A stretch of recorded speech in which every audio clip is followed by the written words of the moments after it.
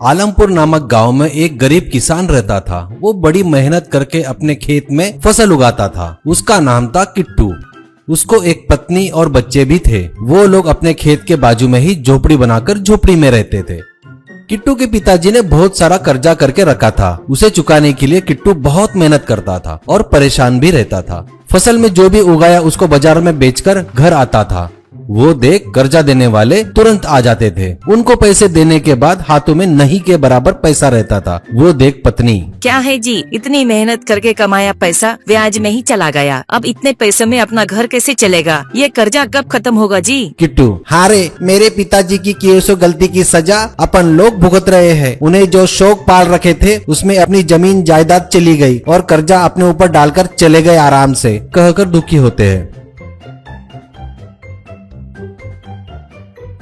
एक दिन कर्जा देने वाला एक आदमी को लेकर किट्टू के पास आता है और उनसे कहता है, बेटा किट्टू, तुम हमारा कर्जा चुका नहीं सकते, ये हमें समझ में आ गया। इसीलिए तुम्हारे पिताजी ने तुम्हारे घर के पेपर मेरे पास गिरवी रखे थे ना, मैं वही ले लेता हूँ। इसके बदले में मैंने तुम्हें जो पैसे दिए थे, इससे तुम्हारा कर्जा चुकता हो गया। दूसरा आदमी, तुम्हारे पिताजी ने तुम्हारे खेत के पेपर मेरे पास रखे थे, वो भी मैंने इसे दे दिया है। अब तुम्हें मुझे पैसे देने की जरूरत नहीं है। किट्टू, ये क्या बोल रहे हो जी आप लोग? ब्याज तो देता ही आ रहा हूँ ना मैं, फिर बेचना क्यों? मैं इसके लिए तैयार नहीं हूँ। ये सुन आया हुआ व्यक्ति, बेटा तुम बेमतलब ही चिल्ला रहे हो, अब कोई फायदा नहीं। अब तुम तुरंत घर और अपना खेत छोड़कर चले जाओ, नहीं तो मेरे आदमियों से खाली करवाता हूँ। तू मुझे नहीं जानता शायद, प्यार से बता रहा हूँ, सुन ले, ऐसा कहता है। ये सुनकर वो अपना सामान लेकर घर और खेत छोड़कर दूसरे गांव की तरफ निकलता है।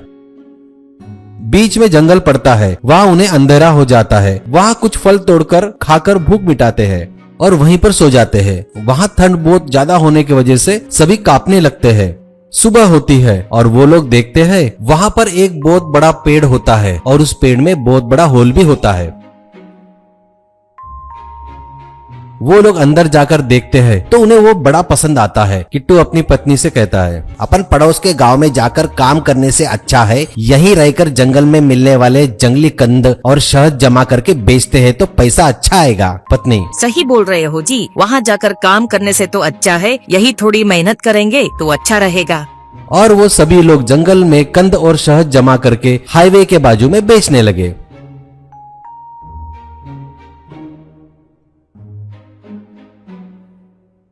उस पेड़ घर में रहकर बाहर खाना बना के खाते थे और पेड़ के अंदर जाकर सोने लगे। एक दिन किट्टू एक पेड़ पर चढ़ता है किसी कंद के लिए। उसे पेड़ के नीचे कुछ बात करने की आवाजें सुनाई देती है।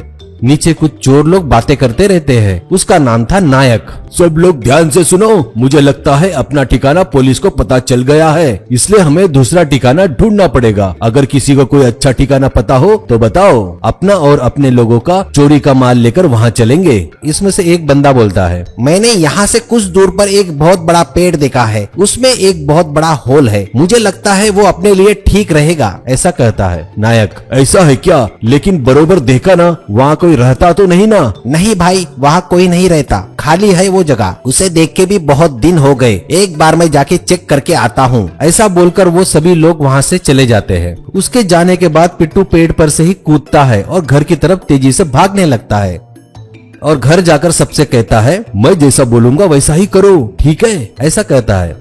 अब वो उनका पूरा सामान लेकर एक पेड़ के पीछे छुप जाते हैं और देखते रहते हैं।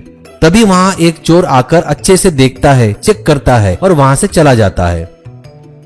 कुछ देर बाद वो चोर लोग लूटा हुआ धन बोरे में लाकर वहाँ रखते हैं और उस घर में रख देते हैं।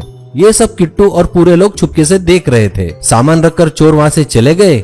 किट्टू चलो कहते ही सभी लोग उसके साथ वहाँ पर आते हैं। अंदर जाकर देखते हैं तो बहुत सारे बोरे रखे हुए थे। किट्टू खोलकर देखता है तो उसे बहुत सारा पैसा और गहने मिलते हैं। फिर किट्टू के इशारे पर सभी लोग मिलकर एक एक बोरा उठाकर वहाँ से चले जाते हैं। फिर चोर लोग वहाँ आते हैं पर उनके बोरे कम हो गए, उनको ध्यान में नहीं आता। अब किट्टू उन पैसों से बड़ा बंगला, कार सब खरीदता है और ठाठ से जीता है।